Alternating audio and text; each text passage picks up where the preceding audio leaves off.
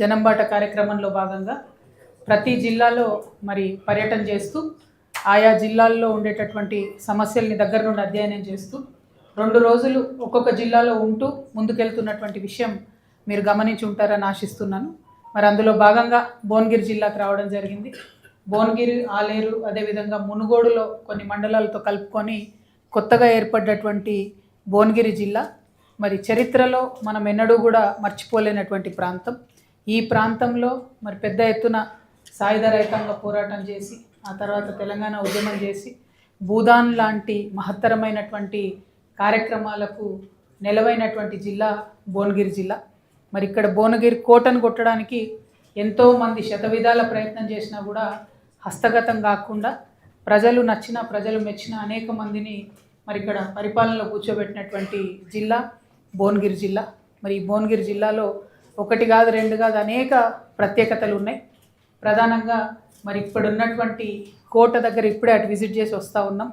మన ఎవరెస్ట్ ఎక్కినటువంటి అన్వితారెడ్డి, అట్లనే అంతకుముందు శేఖర్ గారు ఉండే ఆ మలావత్ పూర్ణ, మా నిజామాబాద్ జిల్లా బిడ్డ, ఆమె కూడా ఇక్కడ కొన్ని రోజులు ట్రైనింగ్ తీసుకున్నది.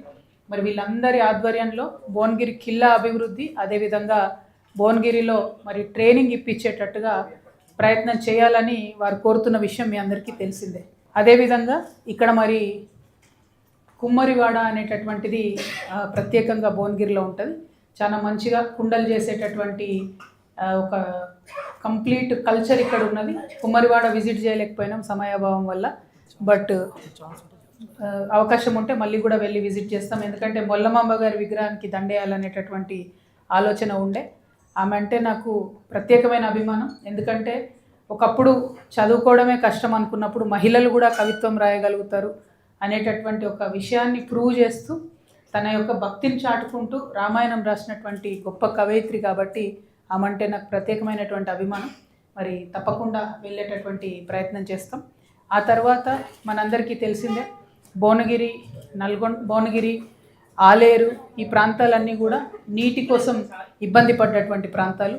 తెలంగాణ రాష్ట్రం వచ్చిన తర్వాత మంచిగా నీటిపారుదల రంగంలో ముందడుగు పడుతుంది అనేటటువంటి ఆశతోని తెలంగాణ ఉద్యమంలో పెద్ద ఎత్తున ఉద్యమించినటువంటి ప్రాంతం కూడా ఈ ప్రాంతం.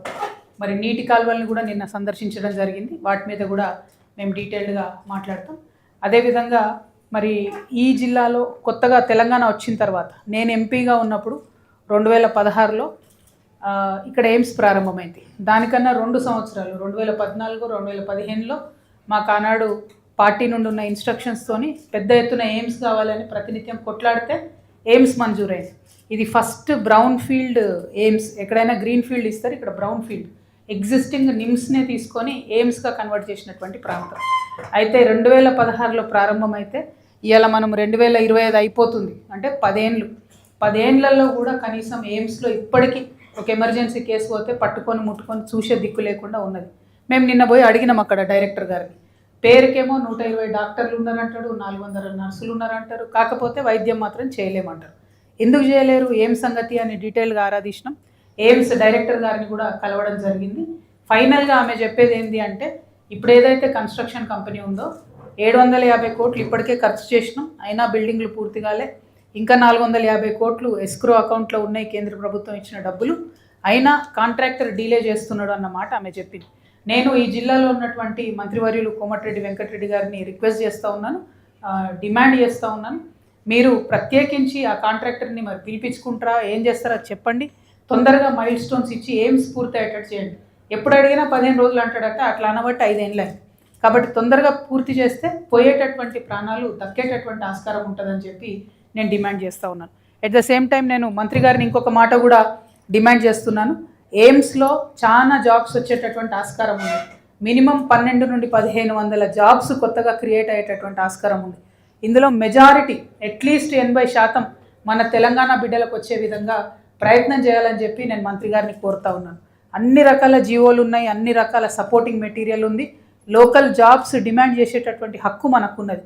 కొన్ని ఎగ్జామ్స్ రాసే వాటిలో అయినా సరే ప్రిఫరెన్స్ ఇవ్వచ్చు, ఎగ్జామ్స్ లేకుండా కాంట్రాక్ట్లో తీసుకునే వాటిలో అయినా సరే మనకు ప్రిఫరెన్స్ ఇవ్వచ్చు. నేను డైరెక్టర్ గారికి కూడా 2 విషయాలు కోరినా. 1, తొందరగా బిల్డింగ్ ఫినిష్ చేయండి. 2, స్థానికులకు ఉద్యోగాలు ఇవ్వండి అని.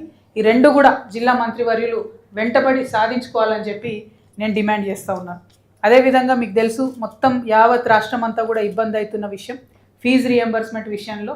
నిన్న భువనగిరిలో అంబేద్కర్ చౌరస్తాలో మేము కూడా కాలేజ్ పిల్లలందరితో కలిసి అక్కడ ప్లకార్డులు పట్టుకొని ప్రదర్శన చేయడం జరిగింది.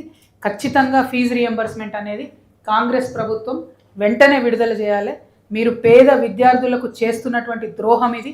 మీరు ఎప్పుడైతే ఫీ రియంబర్స్మెంట్ రిలీజ్ చేయడం ఆపేసిండ్రో అప్పటి నుంచి పేద తల్లిదండ్రులకు టెన్షన్ ఎక్కువైపోయింది. పిల్లల్ని స్కూళ్ళల్లో నిలబెట్టి అవమానిస్తున్నటువంటి సందర్భాలు ఎక్కువైపోయినాయి. అంటే ఇంకా కూడా తెలంగాణ రాష్ట్రంలో పేద విద్యార్థి ప్రైవేట్ దాంట్లో చదువుకోవాలంటే భయపడేటటువంటి పరిస్థితి ఉంది. ఖచ్చితంగా ఫీ రియంబర్స్మెంట్ తొందరగా చేయాలని చెప్పి గవర్నమెంట్ని డిమాండ్ చేస్తూ ఉన్నాం.